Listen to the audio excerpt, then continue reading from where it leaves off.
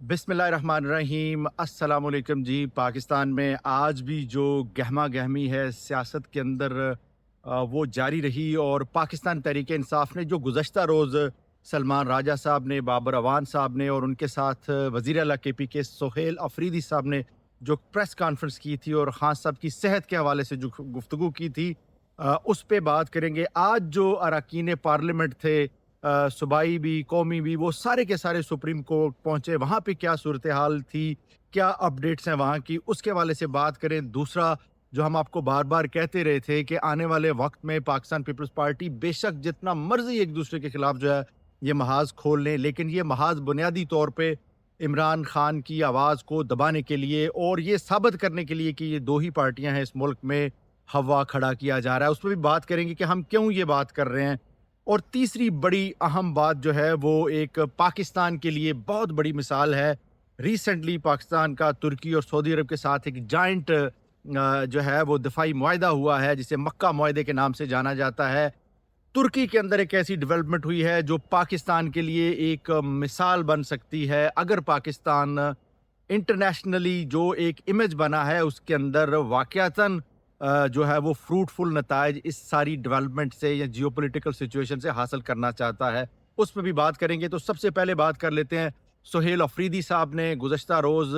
एक press conference की जिसमें बाबर अवान साहब ने मुकदमा पेश किया और फिर उसके ऊपर सलमान राजा साहब ने भी बात की। बाबर अवान साहब की बात को आपने सुना होगा बड़े गौर से कि जो मिस्र के अंदर मोरसी साहब का ट्रायल हुआ था, सदर मोरसी, उनकी जो शहादत हुई, जिस तरह वहाँ के फ़ौजी हुक्मरानों ने उनके साथ किया, उसकी मिसाल देते हुए बाबर अवान साहब ने ऐलान किया था कि पाकिस्तान के अंदर हम ऐसा कुछ होने नहीं देंगे। और 27 सितंबर के हवाले से बातें हुई और वज़ीर आला सोहेल अफरीदी ने कैटेगोरिकली कहा कि अगर हमारी बात को ना सुना गया, उन्होंने जुमेरात तक टाइम दिया है। और सबसे पहले मरहले में उन्होंने कहा जी कि अगर कल हम सारे जो हैं वो लोग पार्लियामेंटेरियंस जो हैं वो सुप्रीम कोर्ट के बाहर जमा होंगे और वहाँ पे सुप्रीम कोर्ट को इस्तदा करेंगे कि वो हमारे वो जो केसेस सुप्रीम कोर्ट के अंदर पड़े हैं, जिसमें 3-4 ऐसे केसेस हैं जो इमरान खान साहब की सेहत के हवाले से और उनकी कैद तन्हाई के हवाले से हैं, सुप्रीम कोर्ट उन केसेस के हवाले से जो एतराज़ात थे वो पहले ही रद्द कर चुकी है और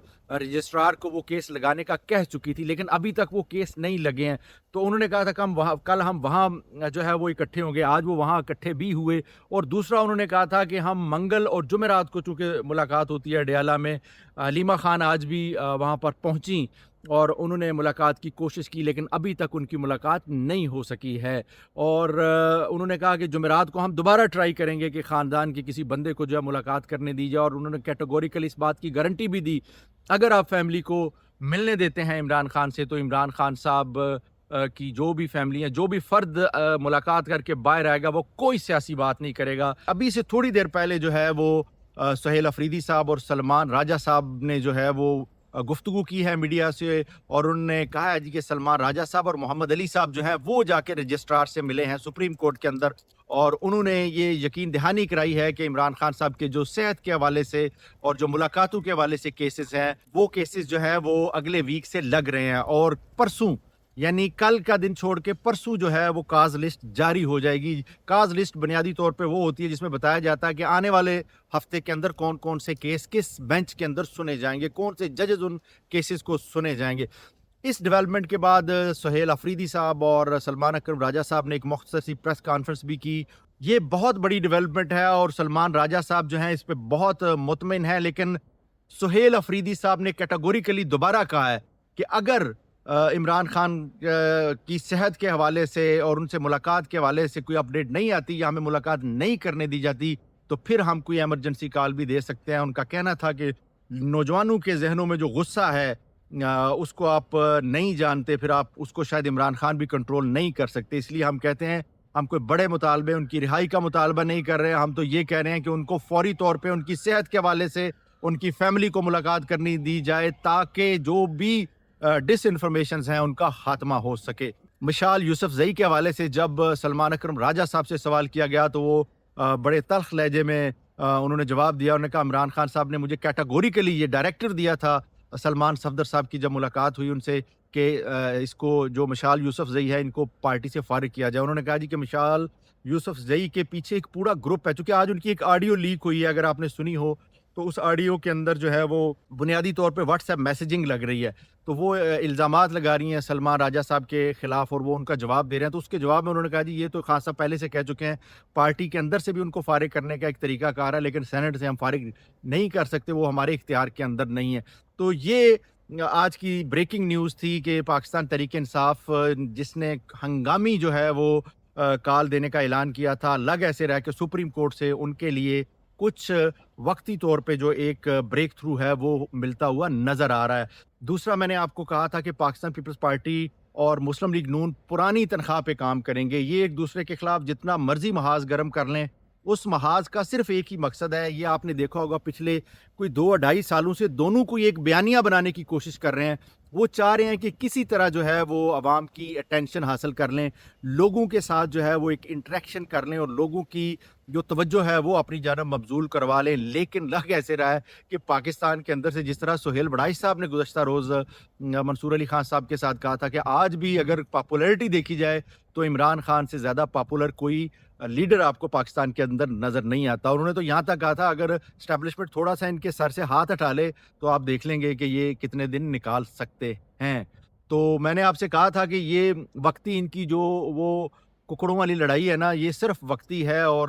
یہ کوشش یہ کر رہے ہیں. ایک اور بات بھی انہوں نے سہیل بڑائش صاحب نے کی تھی کہ اسٹیبلشمنٹ اس لیے بھی ناراض ہے کہ یہ